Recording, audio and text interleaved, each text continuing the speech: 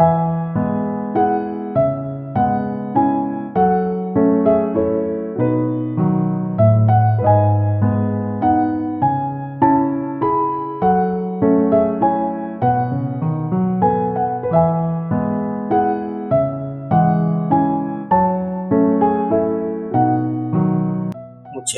सुनने वाला सारे दर्शक भाई बंधुओं को मेरा प्यार भरा नमस्कार।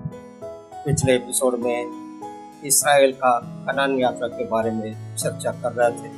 जब इस्राएल के बारे में पढ़ने के समय उसका पूरा जानकारी के लिए सृष्टि की आरंभ की बातों को देखना जरूरी है। इसलिए पिछले एपिसोड में उत्पत्ति, निर्गमन, गिनती आदि पुस्तकों के कुछ बातों को देखने की बात हमने कही थी और कुछ बातों को हमने देखा भी। अभी उसी सिलसिले को जारी रखते हुए कुछ बातों को और देखने के बाद हम अपना विषय इस्राएल की कनान यात्रा में वापस आएंगे।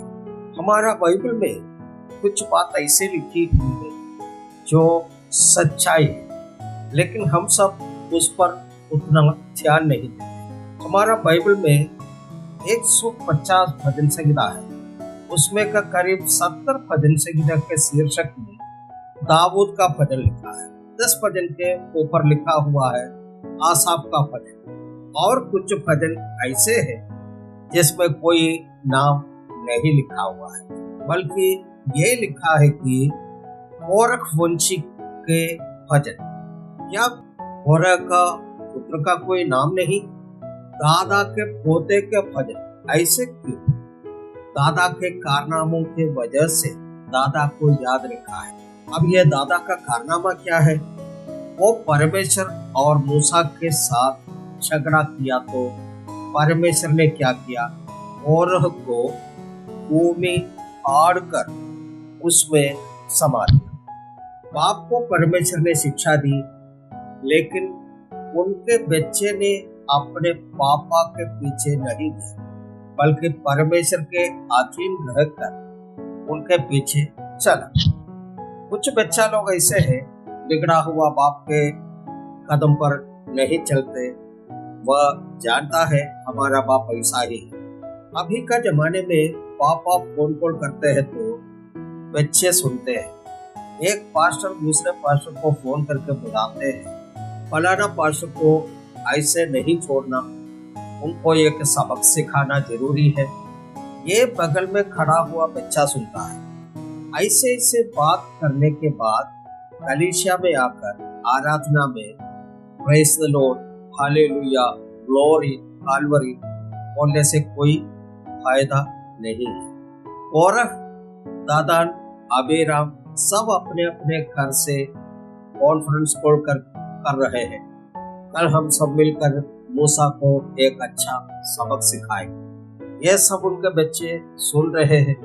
कोरह वंशी ऐसे ही सोचा होगा, हमारे बाप परमेश्वर और मूसा के साथ झगड़ा किया तो परमेश्वर ने अच्छा किया कि कोरह को भूमि फाड़ कर उसी में समा दिया। सारांश यही है, अगर हमारा पीढ़ी को अच्छा देखना है, पहले हम अच्छा होना जरूरी है। जब आदम के पोस्ट पर कोई नहीं आया तो परमेश्वर ने सोचा, अभी मुझे संतान नहीं, मुझे आराधना करने वाला लोग यानी कि जन समूह चाहिए।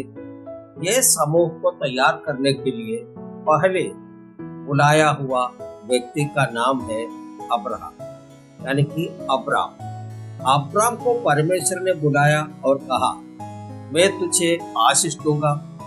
अब्राहम हिला नहीं। परमेश्वर ने बोले, मैं तुझे बड़ा नाम दूंगा।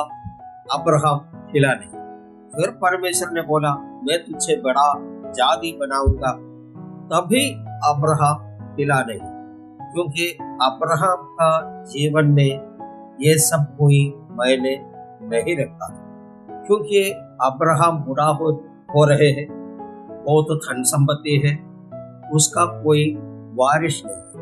तब परमेश्वर ने अगला वायदा देकर बोला, मैं तुझे एक संतान दूंगा। इस बार अब्राहम का पूरा शरीर हिल गया। है संतान? अब्राहम खुश हो गया। अब्राहम परमेश्वर से पूछा, उसके लिए मैं क्या करूं? परमेश्वर ने बोला, तुम्हें ये देश छोड़कर जाना। अब्राहम साराई से बोला, अरे सुनती हो, परमेश्वर ने बोला है हमें संतान दे। यहाँ आपके लिए एक संदेश देना चाहते हैं। संदेश ये, अब्राहम उस समय तक परमेश्वर को नहीं जानता, परमेश्वर को कभी देखा नहीं था, कभी खोजा नहीं था। उस व्यक्ति के पास हमारा सर्वशक्तिमान परमेश्वर उतर कर आ सकता है और अनेकों वायदों को दे सकता है। तो क्या हमारे और आपके पास जो दिन रात परमेश्वर को पुकारते हैं, उनकी आराधना करते हैं, क्या परमेश्वर आएगा नहीं? आपको आशीष नहीं देगा? जरूर देगा। परमेश्वर के बुलाहट के अनुसार वह अपना परिवार लेकर निकल गया। 100 साल हुआ तो परमेश्वर ने उनको एक संतान दिया, इसहाक। 60वीं साल में इसहाक को संतान दिया, याकूब। याकूब का 50वां साल परमेश्वर ने उनको संतान दिया। अब ध्यान दीजिए, अब्राहम को 100 साल में संतान, बेटा इसहाक को 60 साल में संतान, पोता याकूब को 50 साल में संतान। अब्राहम को 2 बेटा, अब्राहम का बेटे को 2 बेटा, अब्राहम के पोते को 13 संतानें थी। अब मजे की बात सुनिए, साराई बांझ थी, अपनी बहू रेबेका बांझ थी, बहू का बहू रेचल भी बांझ थी। परमेश्वर अपने वादे को पूरा करने के लिए 3 पीढ़ी का बंधनों को खोला। दादी का बंधन 90 साल में खोला।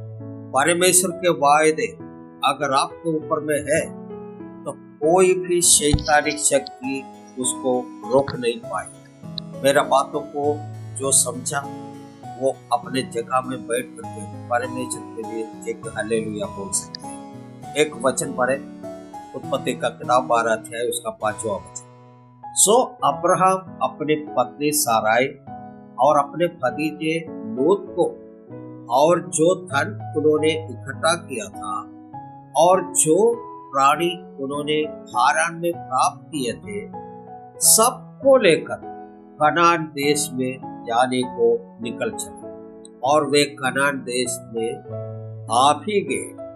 आपसे एक सवाल कर, परमेश्वर अब्राहम को कहाँ जाने का वायदा किया था? कनान। अभी ये लोग कहाँ हैं? कनान में है। अब एक और वचन पढ़े, जेनेसिस का यानी कि उत्पत्ति का 12 अध्याय उसका 10वां वचन। और उस देश में अकाल पड़ा और अब्राम मिस्र देश को चला गया कि वहां परदेशी होकर रहे, क्योंकि देश में भयंकर अकाल पड़ा था। उस देश में अकाल पड़ा। कौन देश में? कनान में।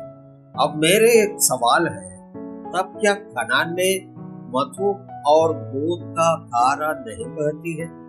इसका मतलब एक, अब्राहम जिस समय कनान गया उस समय वो सब वहां नहीं मिलते। अब्राहम का 175 साल में मृत्यु हो जाती है। अब्राहम का मृत्यु तक कनान से ना तो एक बूंद दूध ना एक बूंद मधु पिया है। अब उत्पत्ति का 26 अध्याय उसका पहला वचन में लिखा है, और उस देश में अकाल पड़ा। वह उस पहले अकाल से अलग था जो इब्राहिम के दिनों में पड़ा था। सो इसहाक गेरार को फलस्तियों के राजा अबीमेलेक के पास गए। अब अब्राहम का बेटे कनान में रहता है। अब्राहम का समय में कनान में अकाल पड़ता तो अब्राहम मिस्र देश में चला गया। इसहाक के समय कनान में अकाल पड़ा था तो इसहाक सोचा, पिताजी के समय में अकाल पड़ा तो वह मिस्र देश में गया था, इसलिए इस अकाल के समय में हम भी मिस्र देश जाएंगे। परमेश्वर ने बोला, मिस्र नहीं जाना, इसहाक ने पूछा, क्यों नहीं जा सकता? वहां फूड मिलता है। परमेश्वर ने बोला, तुम्हारे बाप जो गया था उनका नुकसान अभी तक है। इसहाक ने परमेश्वर से पूछा, मैं क्या फिर भूखा मर जाऊं? परमेश्वर ने बोला, नहीं, इस जगह पर तुम बीज बोना, खेती करना है। इसहाक बोले, इधर ना पानी है, ना बारिश होती है और ना ओस गिरती है, ऐसे में कैसे खेती करूं? परमेश्वर बोला, उसका चिंता तुम मत करो, जो मैं बोला उसको कर। इसहाक बीज बोया। इसहाक बीज बोया तो आसपास के लोग आकर बोले, तू ये क्या कर रहे है? तू पागल तो नहीं हुआ? यहाँ न पानी है न ओस गिरता है, कैसे फसल हो? इसहाक बोले, ये हमको नहीं मालूम, ऐसे खेती करने का मुझे कोई पिछला अनुभव भी नहीं है, लेकिन परमेश्वर ने बोला है वो यही बोने के लिए, सो मैं कर रहा। अब जेनेसिस उत्पत्ति का किताब 26 अध्याय 12वां वचन को देखते हैं। फिर इसहाक ने उस देश में जोता और बोया और उसी वर्ष में 100 गुना फल पाया और यहोवा ने उसको आशीष दी। यही है वायदा किया हुआ देश का खास। कनान का खास बात क्या है? कनान में फसल होने के लिए बारिश होना, ओस गिरना या मौसम का होना और बदलना कोई जरूरी नहीं। आर्थिक समस्या हो, कोई भी जरूरी वस्तु का कमी हो, बारिश नहीं हो, पानी नहीं हो, पेट्रोल नहीं हो, कोई बात नहीं। वायदे का देश में बोएगा तो कोई भी विपरीत असर नहीं पड़ेगा, 100 गुना फल पाएगा। आमीन। यहाँ पर एक संदेश ये है, वायदा मिला हुआ परमेश्वर के संतान किसी भी प्रकार का चिंता करने की जरूरत नहीं है। कमी खट्टी को पूरा करने वाला परमेश्वर आपके साथ है। तो अकाल में, विपरीत परिस्थिति में, आर्थिक तंगी में, कठिन समस्याओं में, कष्ट में, दुख में आपको 100 गुना फल देकर आपको चलाएगा। इस बात को आप में से कितना लोग विश्वास करते हैं? विश्वास करने वाला परमेश्वर की स्तुति करें। इसहाक को 10 गुना फल देकर अनुग्रह किया। अब देखें इसहाक का बेटा याकूब के बारे में। याकूब का समय में भी कनान में अकाल आया। अब देखिए अब्राहम का समय में कनान में अकाल पड़ा। अब्राहम मिस्र को चला गया। अब्राहम का बेटा इसहाक का समय में भी कनान में अकाल पड़ा। इसहाक मिस्र जाने के लिए तैयार था, लेकिन परमेश्वर ने उन्हें रोक दिया। याकूब यानी अब्राहम का पोता का समय में भी अकाल आया। याकूब अपने बेटे को मिस्र भेजता है अन्न मोल लेने के लिए। इसके बाद भी अगर देखेंगे तो याकूब का नाती नवोमी, उसके समय में भी अकाल पड़ा। इस एपिसोड को यहाँ पर समाप्त करते हैं। इसके बाकी बातों को लेकर के आपके सामने फिर से प्रस्तुत होंगे। तब तक के लिए मुझे दीजिए इजाजत। सबको जय मसीह, सबको धन्यवाद। परमेश्वर आप सबको आशीष देने।